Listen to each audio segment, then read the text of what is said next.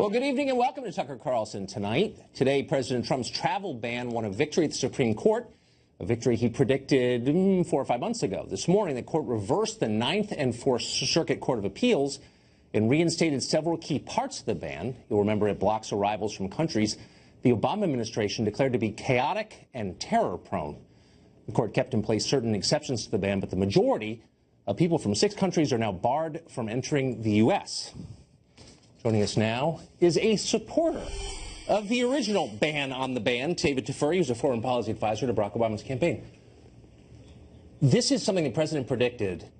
He was right. There was never a legal basis for this, correct? President Trump won the legal argument today, and the Supreme Court came out on his side and lifted the stay that the appeals courts put in place.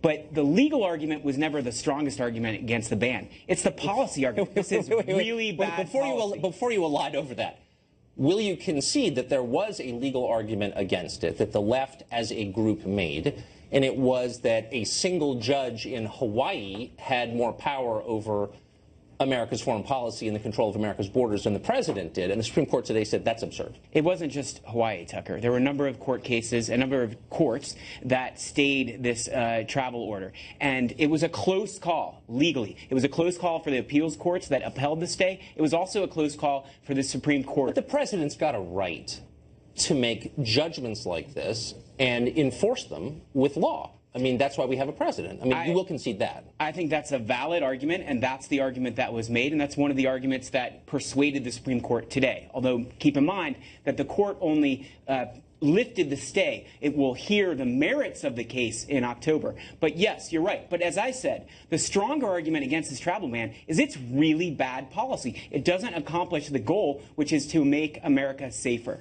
It doesn't. So I guess you would argue the counter case that the more immigrants we have from, say, Somalia coming into the country, the safer we are?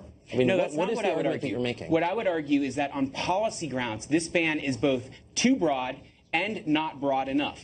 Let me explain. Here's why it's too broad. It denies Muslims from 6 predominantly Muslim countries. However, let me stop and correct you. It makes no reference to religion at all. It doesn't ban Muslims. It bans people who live in 6 countries the Obama administration designated as chaotic and terror-prone. But the 6 countries that it banned, the only thing that they have in common is they're majority Muslim countries. No, the thing they have in common is the Obama administration said they were dangerous. One of the reasons it's actually not broad enough because it doesn't ban terrorists from the countries where terrorists have actually come from who have killed Americans. Here's one thing that's So are you really arguing? Hold on. Actually, let me just stop and agree with you. I think that's a fair point. I mean, 15 of the 19 hijackers on 9/11 came from Saudi Arabia.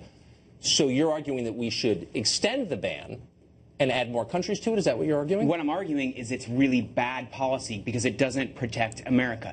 There's a Cato Institute study, and Cato is not a liberal institution. It's a neutral institution. Every night someone throws a Cato study. But let me tell you, it's incredible what it found. It found between 1975 and 2015, not one American was killed by anyone from the 6 countries that were banned. But, however, more than 2,000 Americans were killed by terrorists from countries that were not banned, so are like you, Saudi Arabia. I get that you don't. What are you arguing for? Are you saying that we should add Saudi Arabia and Jordan and Qatar to the ban? What I'm saying is, if the purpose of this travel ban was to protect America, it's not working, and it's not going to work. So why don't you tell me this? Let me tell you what would work. Tell me why. Can I tell you what would work? Tell me why. We'll just pick Somalia of the 6. Now, the central government of Somalia does not control the land within its borders. I mean, there's a new country that's popped up, Somaliland, in the middle of it. Somali passports are notoriously counterfeited. The government is flaky. There's been a continuous state of war for more than 20 years. How could the U.S. government feel confident that anybody coming from Somalia is being properly vetted? Somalia is a good example. Somalia is a somewhat lawless place. It's a failed state. It's a place where we should be very, very wary about letting Somalians into America, and we should have extreme vetting for them. But what we should not do is ban all Somalians. As you may know, the U.S. has people inside Somalia. We have diplomats and soldiers inside Somalia fighting terrorists. They're working with Somalians. If they encounter Somalians who are good people, who are helping them, who are brave and putting their life on the line, and they can't have the option to put them through a refugee program so they can come back to America when they've helped America fight terrorists, it doesn't make sense. It's too broad. You're just making this up on the spot. No, I'm not making that up on the spot. Then back it up. I was in Iraq during the war. I don't believe you worked with Somalis in Somalia. Let me ask you this. Tens of thousands of Somalis from Somalia have been resettled into the United States, and quite a number of them have been involved in terror plots and been arrested for it. But in the Minneapolis area. So what percentage of those Somalis relocated here once worked for the U.S. government fighting terrorism? I don't know the answer to that. Oh, but my point is, we are banning some of them, and we're not banning people from countries that have actually produced terrorists who've killed Americans, which makes no sense. And by the way, we're also banning people from countries like Syria, where also we have American soldiers who are serving in harm's way. They have Syrians that are helping them, and they might want to put those Syrians through a refugee program because they risk their lives to help America. It's too broad. We're banning grandmas and grandpas and 3-year-old kids. You're trying to outshout me here, but you raised the specter of the U.S. government keeping the Montagnards out or whatever group has fought with American soldiers abroad. But you can't name a single person from Somalia who has done that. There likely aren't very many. And that's really not the point at all. You're not for banning anybody. And you somehow think that an open borders policy will make the country safer. And I think most people just would disagree with that because it's demonstrably false. Of course, I can name Somalians who have done that. I know Somalians who have helped Americans and then were granted refugee status, and they're good, law-abiding citizens here in America right now. Just like I know Iraqis, when I served in Iraq during the heart of the war, the height of the war, and there were Iraqis who risked their lives to help me and to help others who were serving the U.S. government, and we got them in the refugee program. So is Iraq on this list? It's one of the 6 countries. Iraq was on the first order, Iraq was on the first order, and that's one of the reasons why the second order is better than the first. Here's what we have is a series of non sequiturs. Let's get to the bottom line here, which is the president puts this policy into place, which I don't think goes far enough, and you seem to agree with me. But he does it both doesn't go far enough, and it goes too far. You said so, but he does it. Why? He does it because Japan and China have, let's see, almost no terror attacks in Tokyo and Beijing because they don't have any people from these countries living there. London and Paris have a ton because they have the largest concentration of people from these places in the West. Normal people see a connection between those two facts. You don't. But, Tucker, it wasn't tailored to protect us. Let me give you an example. No, but don't gloss it over. Let me give you an analogy. Are people from these countries more likely or less likely than people from, I don't know, China to set off suicide bombs? Let me give you an analogy. Let's be real. Let's say you're a farmer. Let's say you have sheep. Sometimes your sheep get killed. Let's say thousands of your sheep have been killed by wolves. And let's say you decide you want to protect your sheep better. You build a fence to keep bears out, even though no bear has ever killed one of your sheep, and you let wolves in still. That's an analogous to what President Trump is doing. He's not created a fence to protect us. I want you to look me straight in the face and say people from these 6 countries are as likely to commit acts of terror as people from Japan. Is that what you're saying? No, that is absolutely not what I'm saying. But there are other countries where people come from those countries, and they're more likely to commit Let's add them to the list. Than from you these and I are in 6 agreement countries. on that. We'll expand the list. Thank you, David. Thank you. Time now for news abuse. CNN's descent from news organization to political campaign is nearly complete. Last week, the channel published a story linking Trump ally Anthony Scaramucci to a Russia-controlled investment fund they said was being investigated by the Senate. And yet on Friday, CNN had to apologize to Scaramucci, which they did. They retracted the story completely and admitted it did not meet CNN's editorial standards, and that's saying something. Tonight, 3 reporters who worked on the piece resigned their jobs. At least one of them, a guy called Eric Lichtblau, who was at the New York Times, had worked on another CNN piece earlier this month about Trump. That piece also turned out to be false. You remember it maybe, when CNN told us that Jim Comey, the former FBI director, was going to come before the Senate and contradict the president's claim that he was not under investigation. And Comey had told him so. That's what CNN told us. It turned out to be untrue, and provably so. Lichtblau helped write that one, too. He may go back to the New York Times, where he came from in April. We'll see. It's been 7 months, though, since Trump won the presidential election. Since then, precisely no evidence has emerged to support the claim that Trump somehow colluded with the Russian government in order to win the race. But you'd never know that from watching that channel, which has become home for conspiracists on the Russia question worldwide. Last February, to name yet another example, CNN produced a story accusing Trump associates of repeated contacts with Russian intelligence.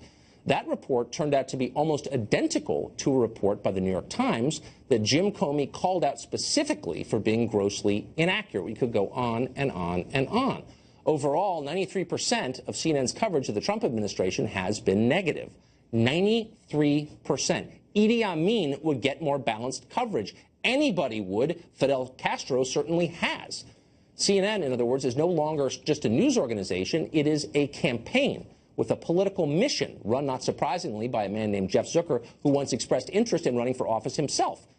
Like any campaign, it is great at some things, pushing a message, hurting its opponents, and not so good at others, like reporting the news.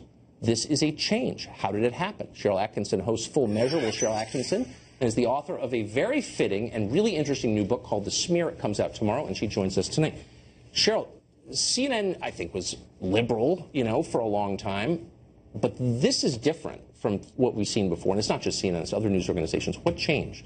Well, I worked there a long time ago from, I think it was 1990 to 1993. But I think a lot of news organizations in the past 3 to 4 years have undergone a huge sea change, but especially in the past 18 months to 2 years of campaign 2016.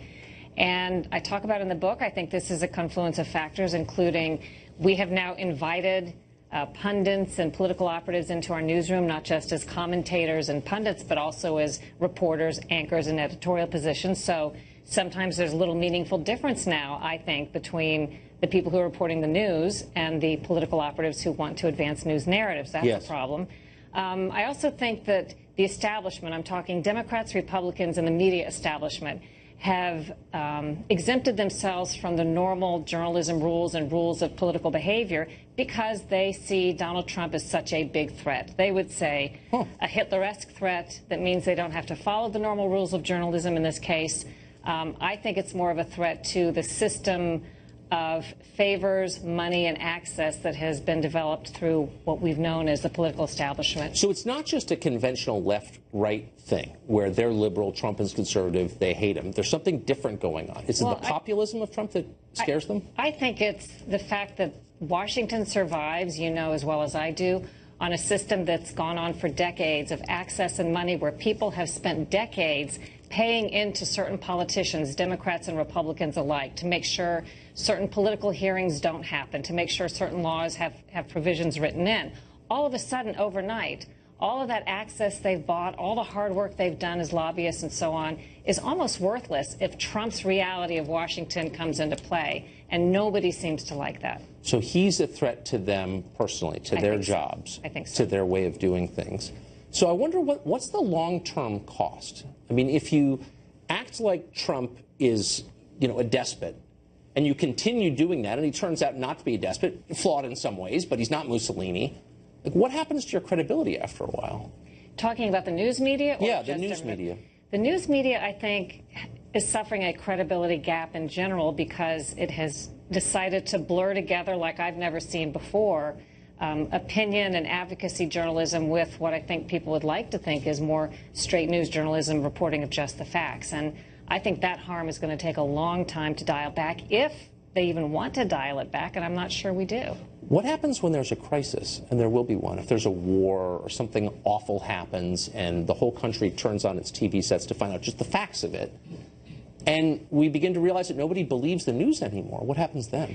I kind of liken it in the extreme to, the situation as it must be in North Korea. If you have a TV and can watch the news and it's going to be a version that's approved and put out by the state, I think in some respects we are getting an artificial reality created by people who are putting out narratives, whether Democrats, Republicans, or corporate interests, and people sense, at least some people, that they're not getting an accurate picture. And I think if you're like me, there's very little that I see reported on the news that I instantly believe without doing my own checking, because so many formerly reputable news organizations have been proven to be 180 degrees wrong, not just a little bit wrong, but like in the case where so many insisted President Trump was under investigation when he wasn't, so many that insisted it couldn't be true that Comey had told him 3 times he wasn't under investigation when that was the case. These sorts of things with very little repercussions when the reporting turns out to be wrong based on, I think, highly inadequate standards, reporters doing things that wouldn't be allowed in journalism school, but doing them now with impunity.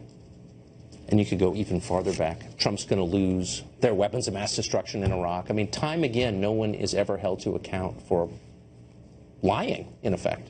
Or getting something woefully wrong because they aren't doing due diligence. Exactly. Cheryl Atkinson, the book is great. Thank you for coming on. Thanks, Tucker.